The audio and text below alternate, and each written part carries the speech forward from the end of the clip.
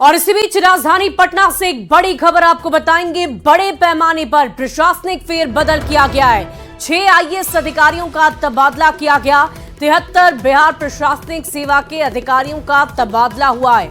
22 police पदाधिकारियों का तबादला, कई जिलों के डीडीसी का तबादला किया गया और कई जिलों के ईडीएम भी बदल दिए गए हैं। तो इस वक्त की बड़ी खबर आपको बताने, बड़े पैमाने पर प्रशासनिक फेरबदल की खबर है। कई जिलों के डीडीसी का तबादला हुआ है, कई जिलों के एडीएम भी बदले गए।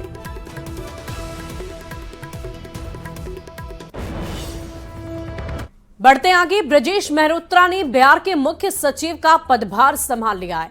पटना स्थित मुख्य सचिवालय में पूर्व मुख्य सचिव आमिर सुबहानी से उन्होंने चार्ज लिया और इस मौके पर बहुत बड़ी संख्या में आईएएस अधिकारियों ने ब्रजेश मेहरोत्रा को गुलदस्ता भेंट कर अपनी शुभकामनाएं दी।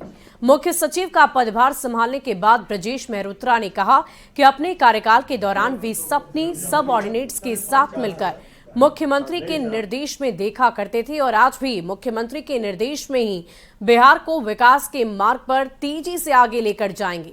ब्रजेश मेहरोत्रा ने कहा कि आगामी लोकसभा चुनाव उनके लिए एक चुनौती होगी। ब्रजेश मेहरोत्रा ने बिहार के मुख्य सचिव के पद पर अपना योगदान दे दिया है। आज दोपहर बाद ब्रजेश मेहरोत्रा ने यह पदभार ग्रहण किया है और ठीक हमारे पीछे मुख्य सचिव का कार्यालय है, जहां पर आमिर सुबहानी जो अब तक मुख्य सचिव थे बिहार के, उन्होंने उनको अपना पदभार सौंपा है। और ब्रजेश मेहरोत्रा ने पदभार संभालने के साथ ही सबसे बड़ी बात यह कही है कि सबके साथ मिलकर उनको बिहार का विकास करना है। यानी उन्होंने अपने सबऑर्डिनेट्स को ये मैसेज दिया है कि हमें मिलकर बिहार को विकास के मार्ग पर ले चलना है।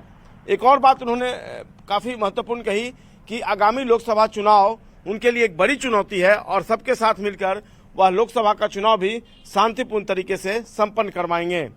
निश्चित तौर पर जिस तरीके से आज उन्होंने पदभार ग्रहण किया, आने वाले समय में उनके लिए चुनौतियां सामने होंगी और उन्होंने कहा कि सबके साथ मिलकर इन चुनौतियों का वे सामना करेंगे।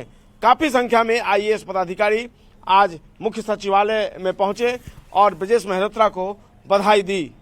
कैमरा पर्सन सुबोध के साथ संजय कुमार, न्यूज 18 पटना।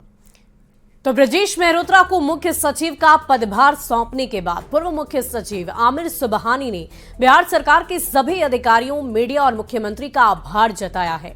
आमिर सुबहानी ने कहा है कि उनके सहयोगी अधिकारियों ने हर कदम पर भरपूर साथ उनका दिया। वही कुछ काम बचे रह जाने के सवाल पर उन्होंने कहा कि प्रशासन में कभी काम खत्म होता ही नहीं, नई परिस्थितियां और नई चुनौतियां आती ही रहती है, जिसे आगे के अधिकारी पूरा करते हैं। में सभी सहयोगी अधिकारियों का और मीडिया का मुझे बहुत सहयोग मिला। मैं अपने सहयोगी बिहार सरकार के अधिकारियों के प्रति आभारी हूं, जिन्होंने सरकार के एजेंडे को मेरे मार्गदर्शन में आगे बढ़ाने में सहयोग दिया। विशेष रूप से मैं ब्रजेश मेहरोत्रा साहब का आभारी हूं, इनका सहयोग मुझे लगातार मिलता रहा।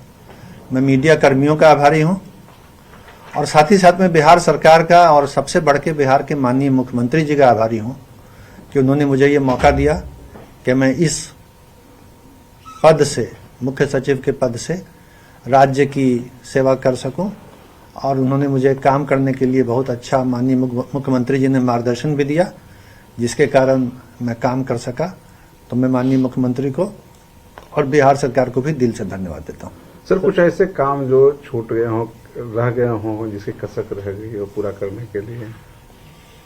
देखिए, काम कभी खत्म नहीं होता है और पब्लिक एडमिनिस्ट्रेशन में नई नई परिस्थितियां, नई नई चुनौतियां आती रहती हैं, इसलिए वो सिलसिला चलता रहेगा और उसको जाहिर है इसीलिए जो लोग बाद में आते हैं वो उसको आगे बढ़ाते हैं और पूरा भी करते हैं।